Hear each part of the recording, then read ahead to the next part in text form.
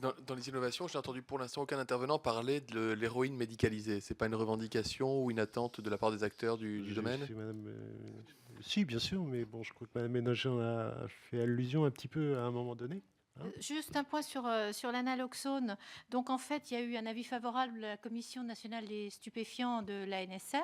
Il y a un groupe de travail à la Direction générale de la santé auquel nous participons.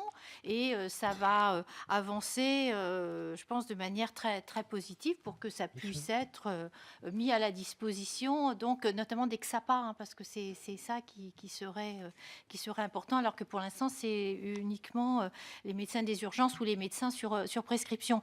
Pour ce qui concerne l'héroïne médicalisée, en fait, il y a le choix entre l'héroïne médicalisée et la buprenorphine injectable. Moi, j'avais envoyé une mission à Genève, hein, le docteur Alain Morel, avec les professionnels de la MILDECA. On est en train d'y travailler, de faire, je finance une étude de faisabilité dans un premier temps sur la buprenorphine injectable. Enfin, tout ça, ça fait partie, comme l'ont dit le docteur Horty et voilà, et docteur Lhomme, des novations, hein, sur lesquelles, bien sûr, on est tout à fait aux côtés des professionnels pour avancer.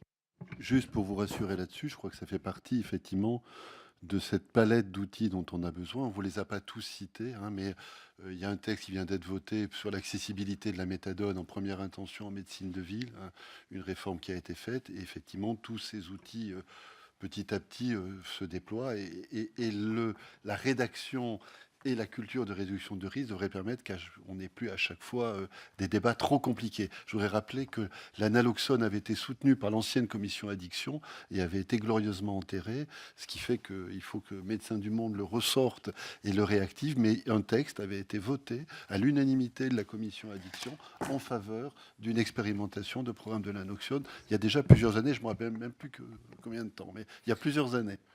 Juste pour répondre, parce que tout à l'heure, je n'avais pas répondu au professeur Billiou à la remarque qui a été reprise ensuite par le docteur Corti sur la question de la protection pénale dans la loi. On va regarder précisément, mais il nous semble que comme les cartes de la définition de la réduction des risques ont été quand même largement rebrassées, l'article de protection dans le code pénal, le 122-4, qui prévoit une immunité pénale pour les personnes qui accomplissent un acte prescrit ou autorisé par les dispositions législatives ou réglementaires, pourrait convenir. On va quand même s'en assurer de façon à ce que les choses soient complètement blindées de ce point de vue-là. D'accord, mais merci de votre remarque. Je Vous voulez voulais compléter? rajouter, oui, par rapport à mon intervention, et puis pour aller dans le sens de ce que rappelait Monsieur Coutron, puisqu'on est bien là aussi pour discuter de comment combattre des constats que sont les overdoses qui pourraient être notamment combattues au sein des salles de consommation ou via l'analoxone, sur la question de l'hépatite C qui perdure.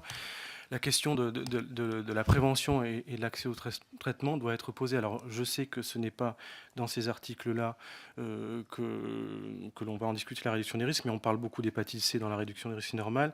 Il me semble incontournable de redire que la question de l'accès au traitement devra être abordée.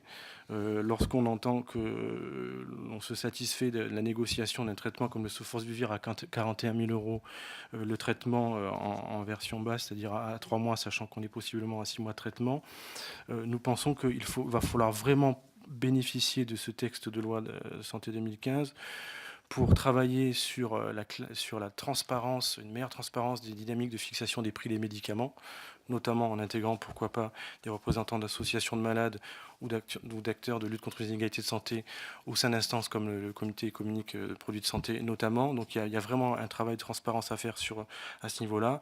Et puis rappeler aussi que sur la question des prix, lorsqu'on est dans un contexte sanitaire aussi difficile, lorsque ça comporte une cohorte potentielle de bénéficiaires importante et dans le contexte de crise que l'on connaît, les licences d'office, ça existe pour faire en sorte qu'on ait des génériques qui puissent permettre un accès aux soins inconditionnel et qui permettent de moins impacter un système de santé qui est de moins en moins solidaire et dont on connaît les difficultés en matière de financement. Merci. Si vous en êtes d'accord, je voudrais passer la parole au professeur Constantin pour qu'on ait à la fois un débat contradictoire, parce que le professeur Constantin se prononce pour l'Académie de médecine qui a eu de pharmacie qui avait produit un document plutôt contradictoire avec ce qui a pu être dit ici, de façon à enrichir un peu le débat. Et puis en plus, je crois que vous avez des contraintes horaires, je ne voudrais pas qu'on passe à côté de votre intervention.